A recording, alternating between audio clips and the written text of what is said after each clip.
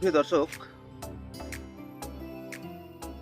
আগমনী শীতের সকালে গ্রাম বাংলার জনজীবন থেকে শুভেচ্ছা জানাচ্ছি আমি সেলিম শেখ। বন্ধুরা, গ্রাম বাংলায় কিভাবে শীত আসে এবং এখানকার মানুষের জনজীবন এবং চাষিদের অবস্থা তুলে ধরতে আজকের এই ভিডিও সাজানো হয়েছে। আশা করি আপনাদের ভালো লাগবে।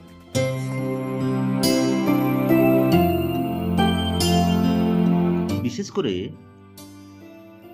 গ্রাম বাংলায় শীত আসে এমনই মোহনীয় রূপ ধরে স্রষ্টা যেন নিজ হাতে রং তুলির আঁচড়ে আকাশ ও মাটির ক্যানভাসে এঁকে দিয়েছেন কোনো অপরূপ স্বর্গীয় চিত্র।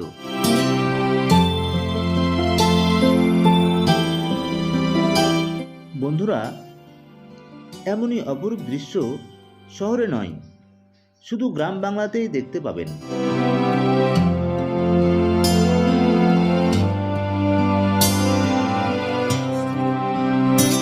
ভাদ্রের অসহ্য গরমের পরে শুরু হয় নাশীতোষ্ণ আশ্বিন।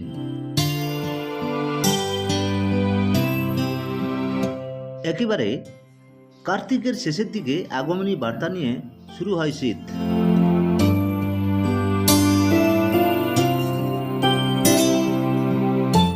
এই সময় কুয়াশার আধিক্য তেমন না থাকলেও মৃদু শীতের আরামদায়ক পরিবেশ থাকে সর্বত্রই।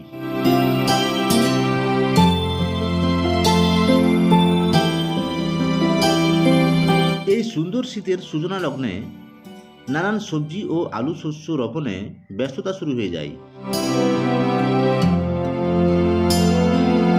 পরম মমতায় মাটির বুকে বীজ বপন করে গ্রামের কৃষক।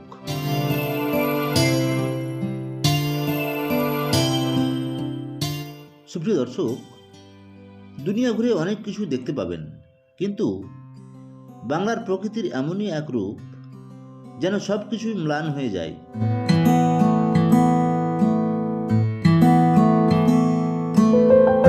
বন্ধুরা, দেখতেই পাচ্ছেন ধান খেতে সবুজের আভা।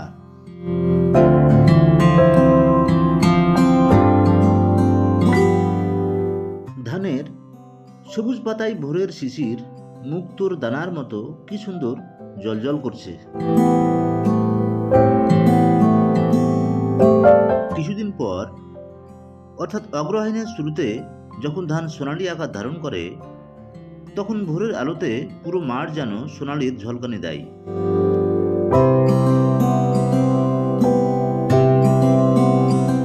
পুরো মাঠ যখন সবজি ও শস্য খেতে ভরে ওঠে, তখন বাংলার প্রকৃতি শোভা পায় নতুন এক অনন্য মাত্রায়।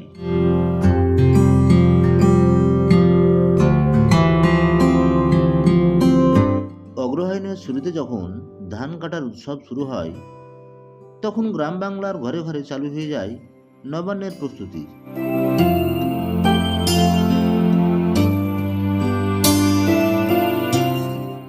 যারা অফুরন্ত প্রাণবন্ত মানুষ, তারা কোনো সময় হারতে শেখেননি।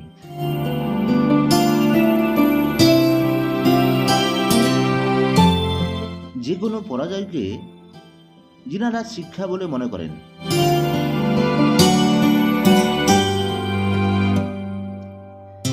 এই যে বুকের ভিতর এতটুকু শীর্ণ খাঁচার মধ্যে লালিত পালিত এত দুঃসাহস,